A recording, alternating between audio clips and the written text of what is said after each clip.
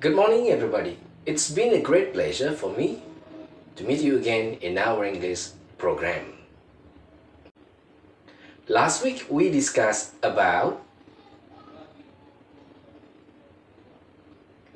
and today we are going to continue with the new one. It's about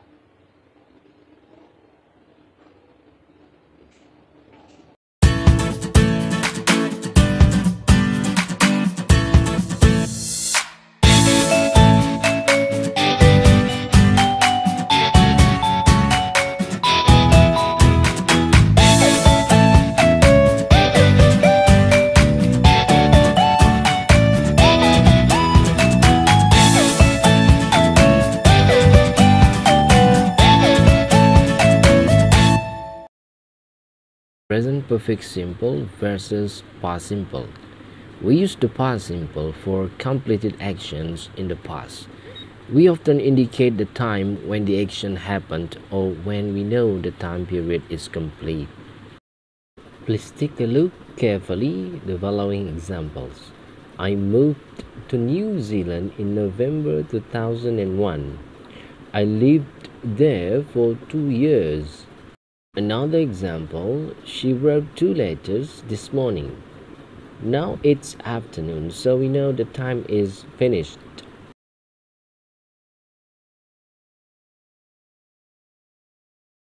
And here is the past simple pattern. Please take a look carefully.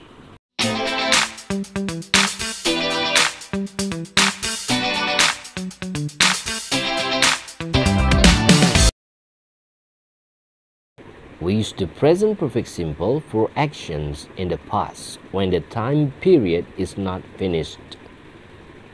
For examples, he's won a few competitions. It shows that the time period is unfinished in his life. Another example, he's written 4 emails this morning. Now it's 11:30 in the morning. It shows that the time period is still in the morning and not finished yet. And here is the present perfect simple pattern.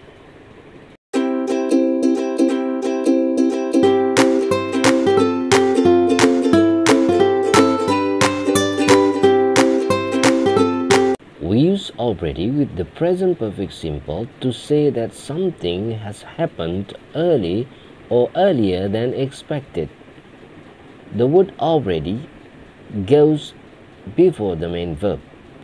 Please take a look at the examples below. He's already finished his report and the deadline isn't until next Friday. Another example, they only moved in last week and they've already painted the whole house. Yet means until now and is used in questions and negative sentences to talk about something that is expected. The word yet goes at the end of the sentence. Please take a look carefully the examples below. Hasn't she arrived yet? It means that she will be here, but until now she hasn't arrived. Another example, A is speaking, have you called him yet? B is speaking, not yet. It shows that I will call him, but until now I haven't. The past simple is common in American English when using yet and already to talk about whether an event has happened or not. Take a look at the following examples. Did you call Ben yet? I already saw it. Well, now it's the time to practice. To upgrade your English skill, please do the following exercises. On page 63, part 1, look at the photographs. Which of the jobs would you most like to do? In part 2, listen to the radio program A Day in the Life. Which job in one do the people discuss? Unit 10. dreams. Transcript 10.1. Welcome to A Day in the Life. Today we're with David Scholes. David got his medical degree from the University of Dundee and is now studying to be a surgeon. So, David, how long have you wanted to be a surgeon? I've wanted to be a surgeon most of my life. I've never really thought about doing anything else. When did you first become interested in medicine? About 20 years ago, I was 7 years old, I saw this medical drama series on TV called St. Elsewhere. I watched these TV doctors doing operations and saving people's lives. It was so exciting because every decision was about life and death. Since that moment, it's always been my ambition to become a surgeon. I believe there is a family connection to medicine as well. Yes, my grandfather was a family doctor. He was always very encouraging and gave me some really useful advice when I got to university. He's always been my role model. What qualities do you need to be a successful surgeon? You definitely need a lot of strength and determination because you have to work long hours and deal with a lot of pressure.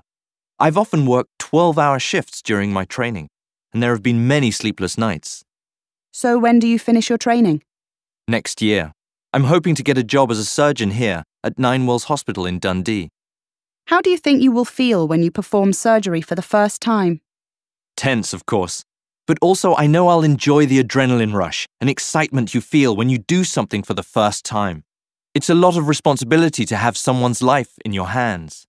But I've never felt worried when I've been with patients. After all, this is what I've trained to do. Well, thanks for your time, David. I'll let you get back to work. I'm sure you're busy. No problem. In part 3, listen again and mark the statements whether true or false. Then in part 4, complete the table with the correct form of the nouns or adjectives. In part 5, do you think most people achieve their life's ambitions? Why or why not? Please give the reason. On page 64, part 6, read the examples and complete the explanation with present perfect simple and past simple. In part 8, make the sentences true for you using the prompts in the brackets. Choose either the present perfect simple or past simple. Well, I think that's all for today's lesson. I hope it is useful for you and you can upgrade your English skill all the time by using many various exercises.